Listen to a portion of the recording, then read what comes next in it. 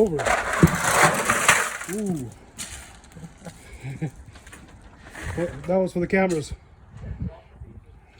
Trying to put some clear stone so we can actually walk in there. Backfill it. Here's the exposed pillars.